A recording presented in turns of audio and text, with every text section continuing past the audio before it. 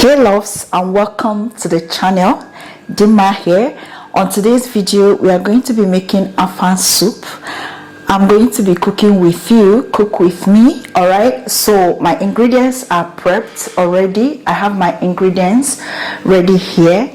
You may be wondering, this is an Igbo girl, why is she cooking Afang soup? Yes, I might not be from Akwa Ibom and I might not be from Calabar, okay, but I schooled there, and all through my stay there, this is my favorite soup. I can tell you that I cooked this soup all through my stay there, and I know what I'm saying when I say it's my favorite soup.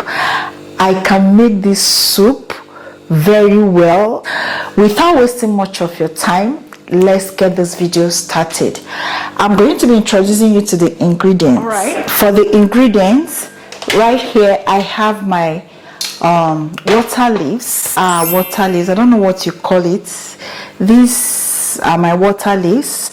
I've already washed them. I actually parboiled it just to remove the excess water that won't allow us have a taste of the meat and all the good stuff that we are going to use to make this soup. I just kind of blanching it. Okay, now here I have my periwinkles. I cut them just to enable us suck out the periwinkles in it. Okay, this is how we cook native Afang soup. All right, so this periwinkles has been washed thoroughly. I used warm water and salt to wash this thoroughly. Now moving on to this bowl, I've got my meat properly washed and my stock fish properly washed as well. Right here I have my cow skin. Is it cow skin? Yeah, my omo. So I had to wash it properly and then cut it into these tiny bits you're seeing. I also have my pepper. I pounded into a paste. I have the real Afang, the star of the process, the icing on the cake. This is pure Afang from Akwa Ibom State. Okay. Someone actually got it for me, shipped it, and then I had to pluck it, slice it the way it's being sliced, and then I blended it into this paste. This is what makes this soup. This is the Afang. Now moving on, I've got my snails, all right, properly washed. I have my fish properly washed as well. I have my fish properly washed, palm oil. I have seasoning cubes. I have my salt, and lastly I have my crayfish. Okay, let's get this started. The first thing that I want to do is to start parboiling my meat. So this is my cooker. I'll turn it on. This is my large pot for cooking large pot of soup. Basically we are making large pot of soup because this soup is going to be much. All right, I placed my pot on fire. Go ahead and pour my meat in the pot, my meat and my stock fish in the pot. Next I'll pour my cow skin in it. I'll add some seasoning to it, starting with my seasoning cubes.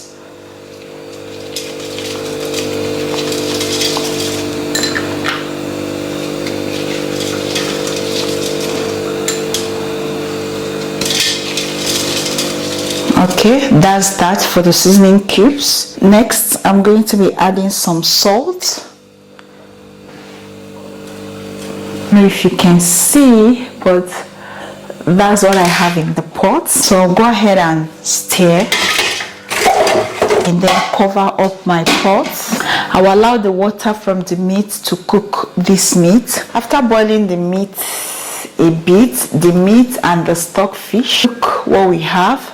So the next thing that I'm going to add to this, my snail, going to transfer my snail to it. I'm going to be adding in my periwinkles to that. Then I'm going to stir and allow to boil for some time. Basically going to combine what we have in the pot together. Trust me, if you make this soup this way, you are definitely going to love it. Remember, do not add too much water to this soup. I'm basically cooking it with the water that is coming out from the meat, the stockfish and everything. So I'm not adding water to it. Even if I'm adding, it's very little. Do not add too much water because this soup doesn't need much water. So after boiling both for a while, the next thing that I'm going to be adding to this pot is our stockfish. This pot is already full as far as I'm concerned, so I'm going to be pouring a little water to this and keep on cooking. Is it boiling or cooking? And keep on boiling, right? So I'm going to stir this to combine everything so that the seasoning can marry with all the animals that I have in this pot. Remember, we are making a large pot of soup. So I'll go ahead and add it wasn't up to a minute that I poured my stockfish, sorry, I poured my smoked fish. So I'll go ahead and transfer my pepper. So I'll go ahead and combine all the ingredients again. Even as I blanched or parboiled the water leaves, just know that it will still bring out some water for this soup. So I'm still not going to add water to this. We still have some little water in the pot, so we are going to allow it to cook, and then the pepper is going to enter every nook and cranny of all that I've put in this pot. I'm going to cover that up again and then allow to cook for a bit. Then I will return and show you the next. So after boiling that for a while, the next thing that we are going to be adding to this is our palm oil.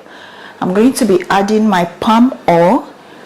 All right, this palm oil is from Okbosi Okun. And remember, whenever you are making Afang soup or edikai kong, make sure to add enough oil to that. So this soup requires a lot of oil, palm oil basically. So I've added my oil to that. The next thing that I'm going to be adding is my crayfish. Going to be adding some crayfish to this. Going to be adding enough. All right, about 3 tablespoons of crayfish, grounded crayfish.